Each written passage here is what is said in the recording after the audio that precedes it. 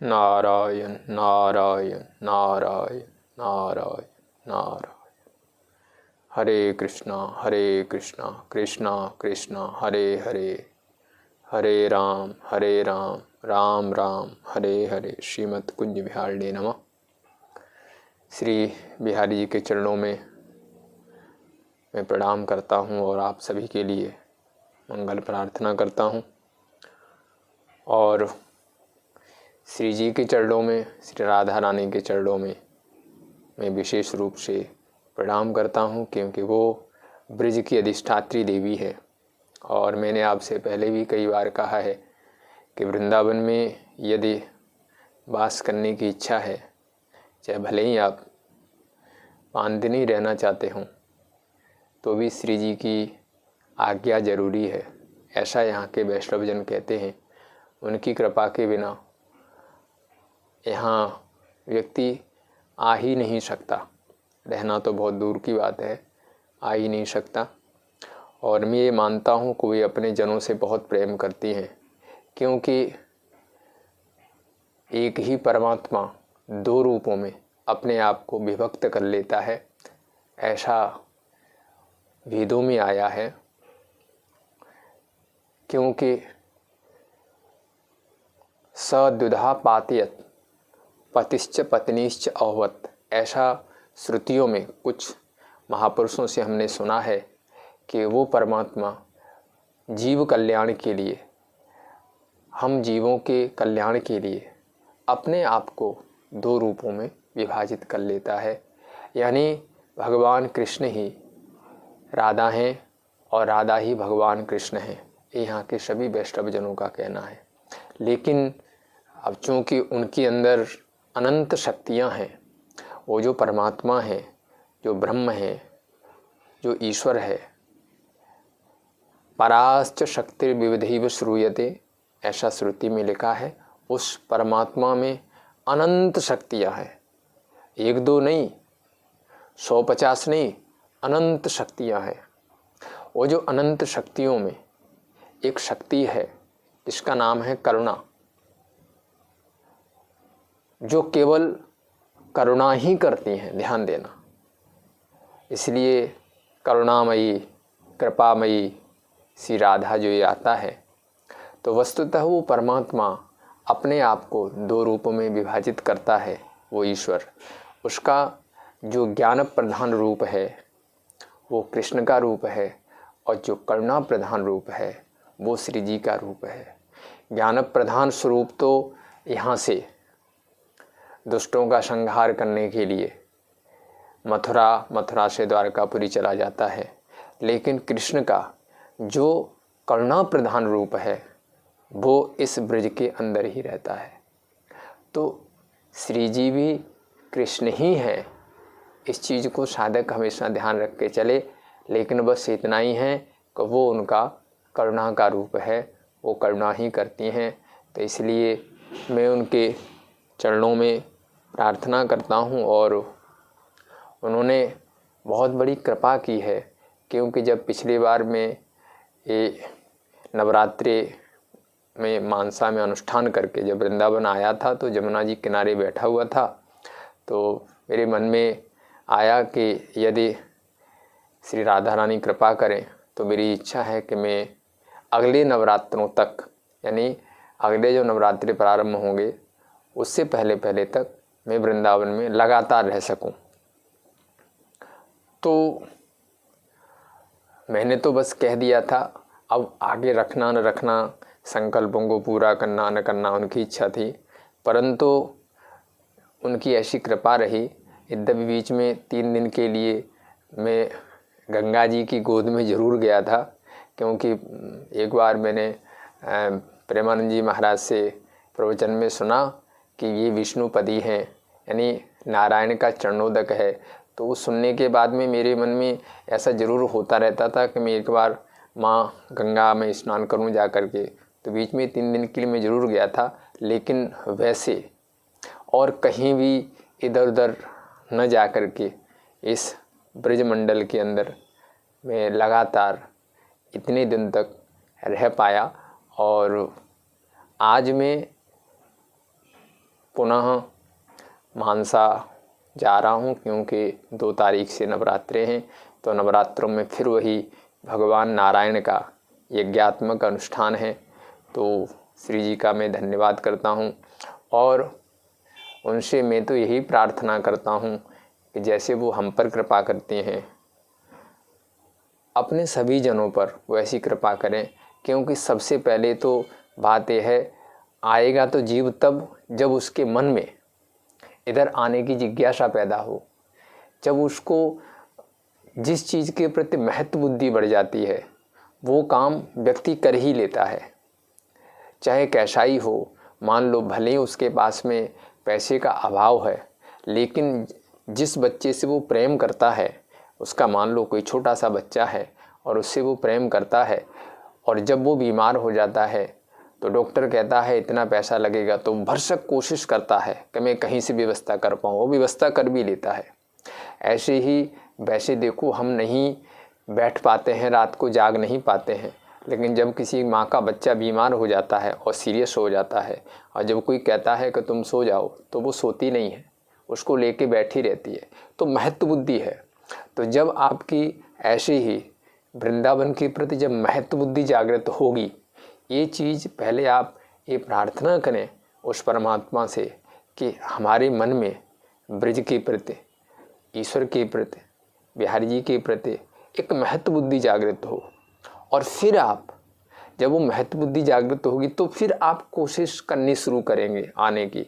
अब चूँकि महत्व नहीं है मन में कि क्या है वृंदावन में क्या है, तो हम आपको बुला भी लेंगे तो आप 4 दिन के बाद में परेशान हो जाएंगे और फिर यही कहेंगे हम वापस घर जाना है।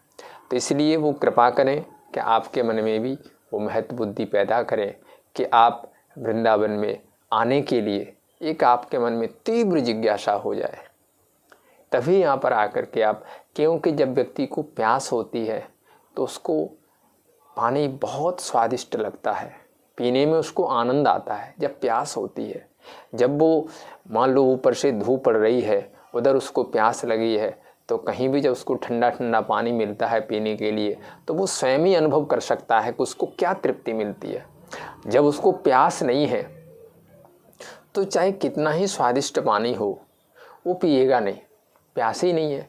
तो जो स्वाद है वो प्यास में है, पानी में नहीं। ऐसे ही जब आपको ईश्वर को पाने की वो प्यास जागृत होगी, तो फिर वो जो प्यास है वो फिर आपके अंदर एक विशेष स्वाद जागृत कर देगी उस स्थान के प्रति, उस देवता के प्रति। अस्तु, तो साधकों के लिए कुछ मैं सुना रहा हूँ। तो किसी ने 1-2 प्रश्न पूछे थे, तो मैं थोड़ा उसका उत्तर भी आपको देता चलूँ। किसी ने पूछा कि क्या नाम जाप करते समय भगवान की मानस सेवा कर सकते हैं, जैसे वृंदावन में देवालयों के दर्शन या गिरिराज जी की परिक्रमा। तो देखिए, आप कर सकते हैं, इसमें तो कोई बात नहीं। क्योंकि जाप करते समय मान लो यदि आपको 2 घंटे 3 घंटे जाप करना है तो आप ये कर सकते हैं। लेकिन ध्यान रखिए, जब हम अपने मन को फैला देते हैं तो जितना हमारा मन बिखरता जाएगा उतना ही हमारे संकल्प कमज़ोर होते जाएंगे। हमें एक से अनेक में नहीं जाना है, हमें अनेक से एक में आना है। इसलिए जो भागवत में 11 स्कंद में जो ध्यान का वर्णन है कि हम अपने मन को एक विग्रह में लगाएं, आपका मन जितना इकट्ठा होता जाएगा, क्योंकि अभी हमारे मन की जो वृत्तियां हैं वो बिखरी हुई हैं, और मन जितना बिखरता जाता है उतना ही मन को तो आराम मिलता है, क्योंकि मन एकाग्र होना नहीं चाहता, मन तो आगे से आगे छलांग मारने की इच्छा रखता है। तो वैसे यदि आप अपने मन में वो शक्ति जागृत करना चाहते हैं, जिस शक्ति से आप उस ईश्वर की खोज या अपने आप की खोज कर सकते हैं, या अपने संकल्पों में कोई विशेष पावर लाना चाहते हैं, तो उसके लिए तो आपको अनेक से एक में आना पड़ेगा। यानी हृदय में आप उस परमात्मा का, चाहे चतुर्भुज रूप का, चाहे द्विभुज रूप का, क्योंकि वर्णन आया है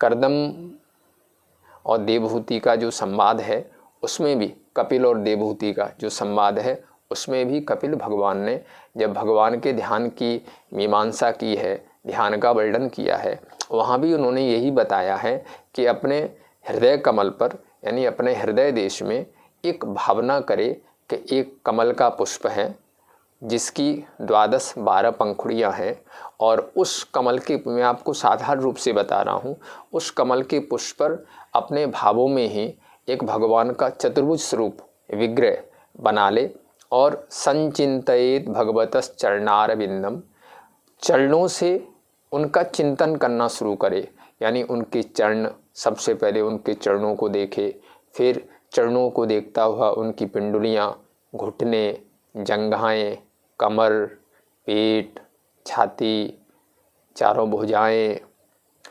गला, मुख, नासिका, आँखें, दोनों कपोल, मस्तक और मुकुट से सजा हुआ जो उनका सिर है। तो ये जो एक साधना की जो पद्धति है, और फिर ऐसे ही ऊपर से नीचे, नीचे से ऊपर, आप इसको घटा बढ़ा सकते हैं, वो उसमें ध्यान विधि लिखी है, आप जैसे चाहें वैसे। और फिर उन्होंने ये कहा कि क्योंकि मन पहले ही बिखरा हुआ है, वो पहले ही इधर उधर छलांगे मारता रहता है, तो हम पहले तो इतने में मन को सीमित करें, और फिर उसके बाद में हम मन को धीरे धीरे एक एक अंग में लगाने की कोशिश करें। कितनी देर लगता है? 30 सेकंड, 1 मिनट, मान लो भगवान के, फिर केवल हमें चरण देखने हैं, और चरणों में भी जो भगवान के जो दोनों पैरों के अंगूठे हैं, अंगूठों में जो नाखून हैं, उस नाखून में देखना है कितनी देर तक हम उन नाखून को लगातार मन से देख सकते हैं। जैसे यदि आप 1 मिनट देख सकते हैं तो ये बहुत अच्छी आपकी साधना की सफलता है।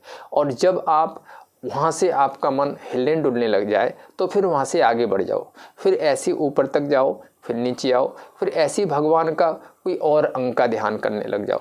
तो ये जो साधना है जो आपके आत्मबल को बढ़ाने वाली है, उसके लिए तो आपको अपने मन को अंतर्मुख करना है, बहिर्मुख नहीं करना है। अपने मन को जो तरंगें फैल रही हैं उसको किसी एक अंग में लगाना है।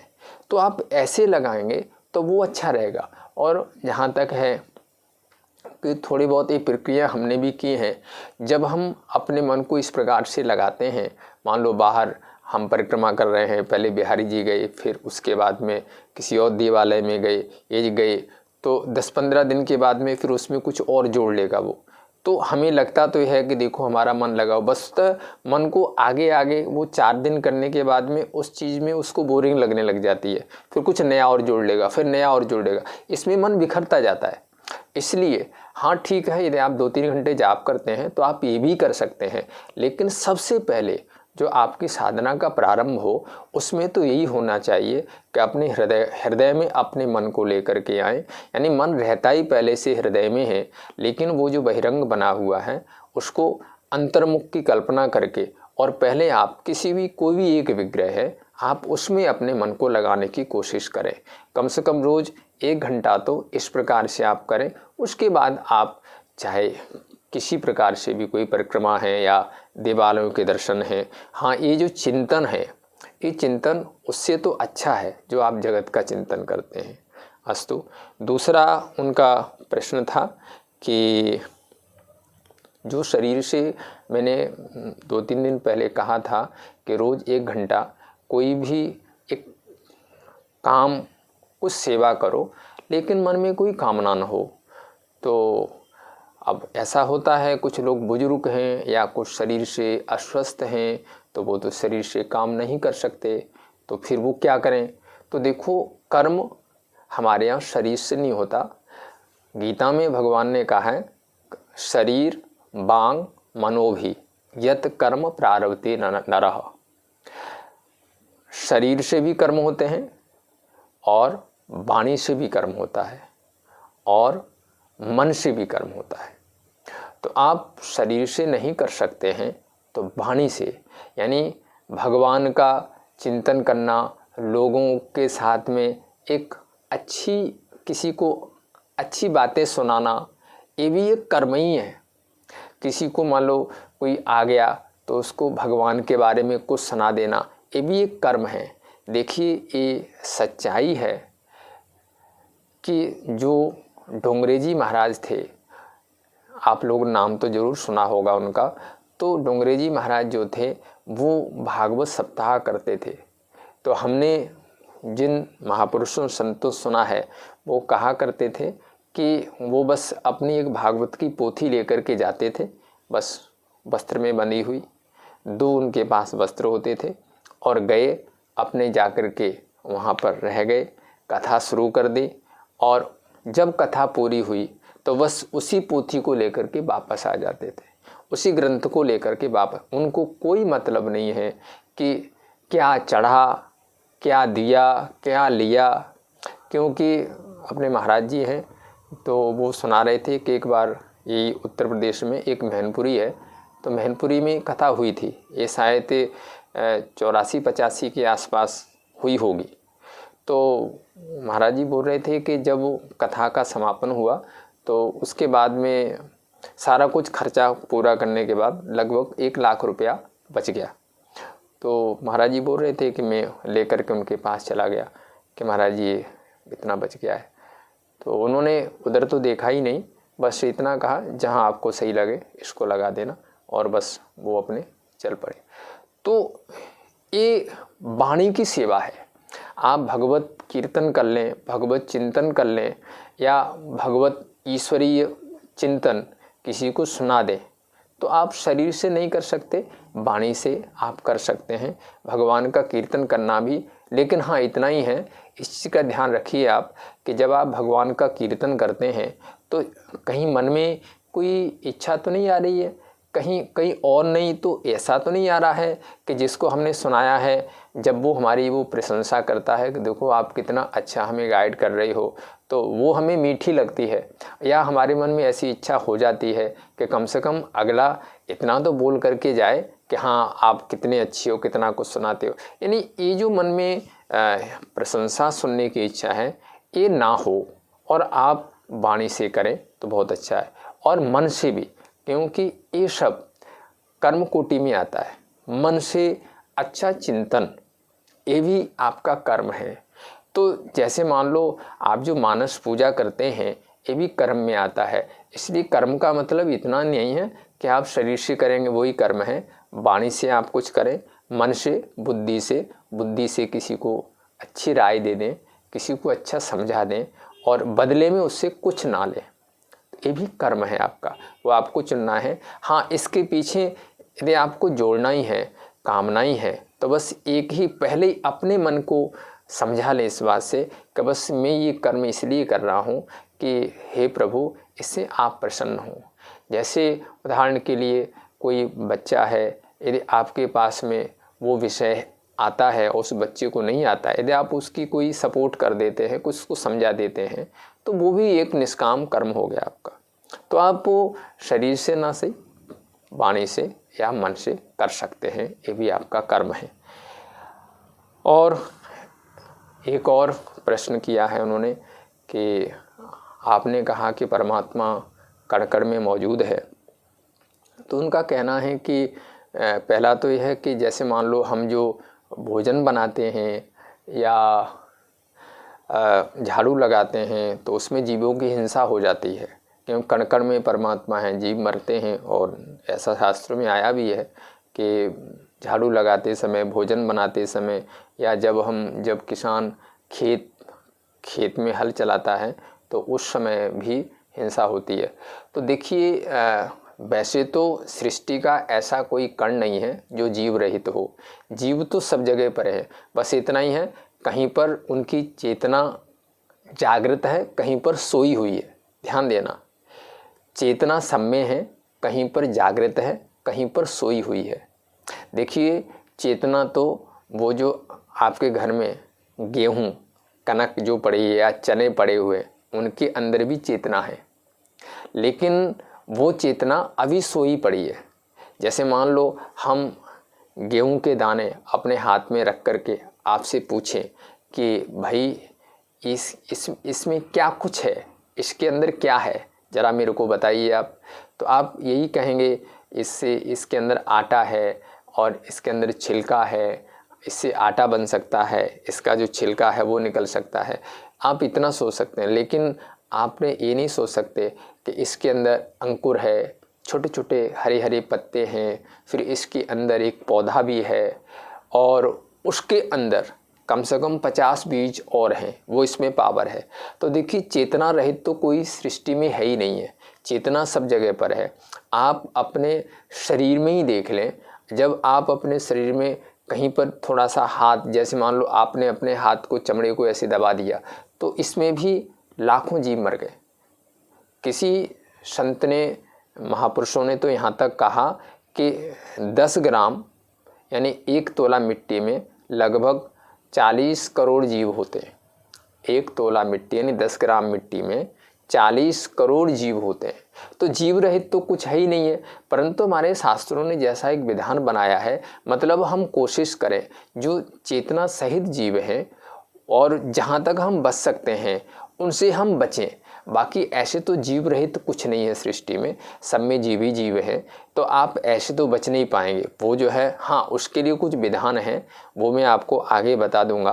कि जैसे मान लो जो हम झाड़ू लगाते हैं, रोटी बनाते हैं, तो उसमें जो जीवों का हिंसा हो जाती है, तो उसके लिए एक कुछ विधान महाभारत में आया है कि हर एक घर में एक कृत्य रोज होते रहे तो वो इनके पाप से बच जाता है। तो वो मैं आपको आगे बताऊंगा। दूसरा आपका प्रश्न है इसी से जुड़ा हुआ, इसी में आपने जोड़ करके पूछा है कि सब में परमात्मा है, तो जो लोग नॉन वेज, जो मांसाहारी है, उनका कल्याण कैसे होगा। तो देखिए, आप दूसरों के बारे में ना सोचें तो ही अच्छा है, क्योंकि ये सृष्टि है और इसमें जो जीव है वो पीछे से संस्कार लेकर के ही पैदा होता है।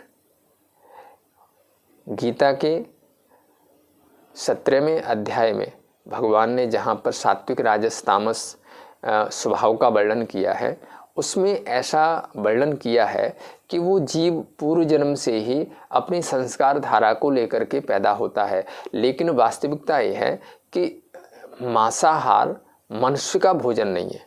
हमारे यहाँ एक तो देवान्न होता है, एक मनुष्यान्न होता है, एक पशुअन्न होता है। 3 प्रकार के अन्नों का वर्णन है। तो देवान्न में फल आदि आ जाते हैं, दूध, दही ये देवान्न में आ जाता है, घी ये देवान्न में, इसलिए पंचामृत जो देखो देवताओं को चढ़ाया जाता है, दूध, दही, घी, शक्कर ये सब देवान्न में आता है।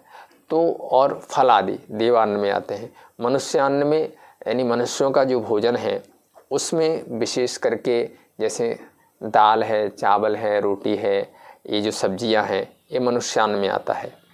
तो मनुष्यान्न में कहीं पर भी मांस, ये जो मांस आदि का जो हम सेवन करते हैं, ये तो अपनी जीव का स्वाद है। वस्तुतः ऐसा नहीं है। अब लोग कुछ भी कल्पना करें, हमें उनसे कोई बहस नहीं करनी है, लेकिन वास्तव में एक किसी संतों ने कहीं पर कहा था कि 2 प्रकार के पशु इस सृष्टि में देखे जाते हैं। कुछ पशु तो ऐसे हैं जो जीव से पानी पीते हैं, ध्यान देना मेरी बात पर। कुछ जानवर ऐसे हैं जो पानी जीभ से पीते हैं, और कुछ जानवर ऐसे हैं जो पानी ओठों से पीते हैं।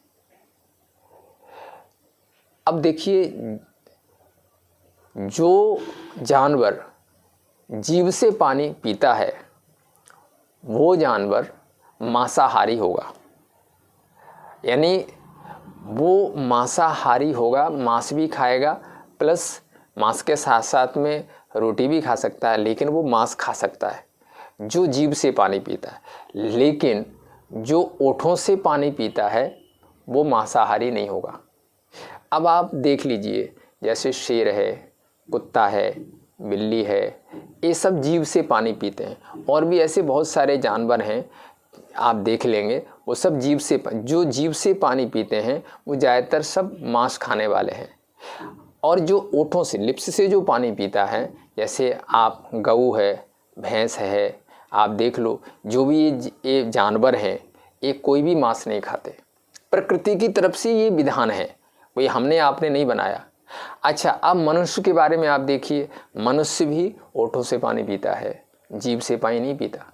तो वास्तव में मनुष्य भी मांसाहारी नहीं है।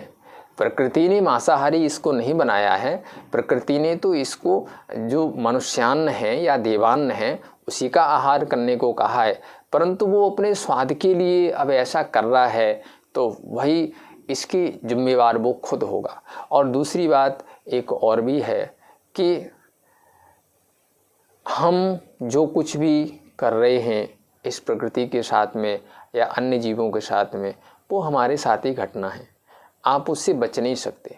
उसने तो केवल मनुष्य को, बाकी तो सब प्रकृति के अंडर में काम कर रहे हैं, मनुष्य को परमात्मा ने स्वतंत्र कर दिया था कि तुम अपने आप खुद सोच करके अपना रास्ता तय कर सकते हो। तो कुछ लोगों ने तो उस रास्ते को चुना जिससे ईश्वर मिलता है, शांति मिलती है। कुछ लोगों ने अपनी मर्जी से उस रास्ते को चुना जिसमें हिंसा है, अशांति है, कलह क्लेश है। तो स्वतंत्रता दी तो इसलिए जाती है कि भाई तुम अपना उत्थान कर सको, लेकिन वो नहीं कर पाया, वो उसका कोई दुर्भाग्य है, हम तो यही मानेंगे। लेकिन हमारा ध्यान इस तरफ ना जाए, क्योंकि इस तरफ जाएंगे तो हम उलझते जाएंगे। उनका उद्धार भी कभी परमात्मा कृपा करेगा, क्योंकि बहुत से लोग ऐसे देखने में आए जो पहले मांस खाते थे, लेकिन जब उनकी प्रज्ञा जागृत हुई उन्होंने सारा कुछ छोड़ दिया। तो जब वो परमात्मा कृपा करेगा तो उन पर भी अपने आप वो इस रास्ते में आ जाएंगे, और वो भी सब छोड़ करके ये जरूर है, ये ध्यान रखना कि सत्वात् संजायते ज्ञानम रजसो लोभ एवच प्रमाद मोह तमसो। सत्वगुण से ही ज्ञान की प्राप्ति होगी। यानी यदि आप अध्यात्म जगत में प्रवेश करना चाहते हो तो आपका सत्वगुणी भोजन होना चाहिए। सत्वगुणी भोजन से ही आपका अध्यात्म में प्रवेश होगा। यदि आप रजोगुणी भोजन करेंगे तो फिर आपका अध्यात्म में प्रवेश नहीं होगा। रजसो लोभ एवच, रजोगुण के बढ़ने से, रजोगुणी भोजन करने से राग है, द्वेष है, लोभ है, ये सब चीज़ें बढ़ती हैं। और तमोगुणी यानी बासा खाने से और बस जिसमें दुर्गंध आ रही है ऐसा भोजन करने से, उससे तो प्रमाद बढ़ता है, आलस्य बढ़ता है, बुद्धि बिल्कुल इस रास्ते से उनकी कुछ समझ भी नहीं आता। अब देखिए, हमारी ही नहीं सभी संतों की कोशिश रहती है कि हम कुछ कर सकें, आप लोगों को ईश्वर की तरफ कुछ ले जा सकें, लेकिन बहुत लोग इसमें रुचि नहीं रखते, तो उनके लिए हम क्या कर सकते हैं। तो इसलिए जो है वो उनकी ईश्वर की कृपा जब होगी तो अपने आप इस रास्ते में आ जाएंगे। आप अपना उनसे ध्यान हटा लें, और फिलहाल तो आप अपनी तरफ ध्यान दें कि हम पहले उस पथ पर कैसे चल सकते हैं। ये सृष्टि, इसकी जिम्मेवारी जिसने बनाई है उसकी है, हमारी नहीं। बस हम अपना कल्याण कैसे कर सकते हैं, उन सूत्रों को हम चुन लें। अब जो मैंने अभी पहले आपसे कहा था कि जो हमसे कुछ अपराध हो जाते हैं जो नित्य प्रतिक्रियाओं में, तो उसके लिए महाभारत में आया है कि जो व्यक्ति प्रतिदिन किसी ब्राह्मण या गरीब को एक भोजन करा दे, या मंदिर में पहले माताओं का नियम था कि वो कुछ आटा, दाल, चावल किसी बर्तन में रख के जाते थे, मंदिर में दे करके आते थे। तो किसी ब्राह्मण को या किसी गरीब को भोजन कराने से इस दोष से उनका छुटकारा हो जाता है। दूसरी बात गऊ के लिए एक रोटी यदि हम निकालते हैं प्रतिदिन, तो उससे भी ये जो अपराध होते हैं इनसे छुटकारा होता है। तीसरी बात कि जो कुत्ता है, कुत्ते के लिए यदि हम एक रोटी निकाल देते हैं, यानी पहले परंपरा थी कि प्रथम रोटी गऊ के लिए, लास्ट रोटी कुत्ते के लिए, तो इससे वो दोषों से बच जाते हैं। और एक और इसमें जोड़ा है, ये 4 साधन बता दिए, किसी गरीब को रोटी, गऊ को रोटी, कुत्ते को रोटी, और एक कीड़ियों को मीठा आटा। मतलब जहाँ की ये छोटी छोटी कीड़ियाँ होती हैं, क्योंकि मैंने आपसे कहा है कि परमात्मा कण कण में मौजूद है, और आप 1 किलो आटे से हाथी को तृप्त तो नहीं कर सकते, लेकिन 1 किलो आटे से, मान लो 100 ग्राम आटे से आप 1000 कीड़ियों को तृप्त कर देंगे। तो हमने कई लोगों से कहा कि आटे में थोड़ी सी खांड मिला करके, और यदि कहीं ऐसी जगह होती है तो आप वहाँ पर आटा डाल सकते हैं। तो ये जिसके घर में ये 4, इनको भी यज्ञ की उपमा दी गई है, 4 यज्ञ होते रहते हैं, तो वो भी इन दोषों से बचा रहता है। और भगवान कृष्ण से जब अर्जुन ने पूछा, ये 18वें अध्याय में भगवान ने सारा कुछ बताया है कि कुछ लोग कहते हैं कि कर्म छोड़ देना चाहिए, केवल चिंतन ही करना चाहिए, या केवल बस बैठ के भजन करें। तो देखिए भगवान ने ये बात साफ कही है कि यज्ञ दान तपः कर्म न त्याज्यम कार्यमेव तत् यज्ञो दानम तपश्चैव पावनानि मनीषिणाम्। पहली बात तो जो काम्य कर्म है, जिन कर्मों के साथ कामना जुड़ी हुई होती है, ऐसे कर्मों को तो भगवान कहते हैं छोड़ देना चाहिए। लेकिन ये 3 कर्म हमें नहीं छोड़ने चाहिए। एक तो यज्ञ, यानी जैसा भी है, अब जैसे मान लो अभी हम लोग, हमारी इच्छा रहती है कि हम साल में 6 महीने में कोई न कोई ब्राह्मणों के द्वारा कोई यज्ञात्मक अनुष्ठान यदि करवा सकते हैं तो हम करवा लें। तो वो तो हम तो क्या करवाते हैं, हम तो निमित्त बन जाते हैं, वस्तुतः आप लोगों से हम करवा लेते हैं उसको। तो क्योंकि भगवान ने अपने श्रीमुख से ये बात कही है कि 3 काम मनुष्य को करने चाहिए, और ये मनुष्य ही कर सकता है, हर एक जीव तो कर नहीं सकता। और मनुष्य में भी जो थोड़ा प्रज्ञावान है वही कर पाएंगे। एक तो यज्ञ, उसकी जैसी भी रहे, एक तो यज्ञ उसको करना चाहिए, एक यज्ञ दान, एक दान, कुछ न कुछ जो आप कमा रहे हो उसमें से।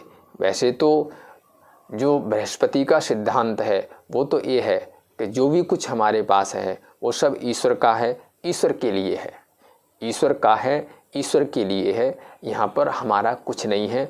और यदि हम कुछ कोशिश भी कर लें तब भी हम जैसे आए थे वैसे ही हमें जाना होगा यहाँ से।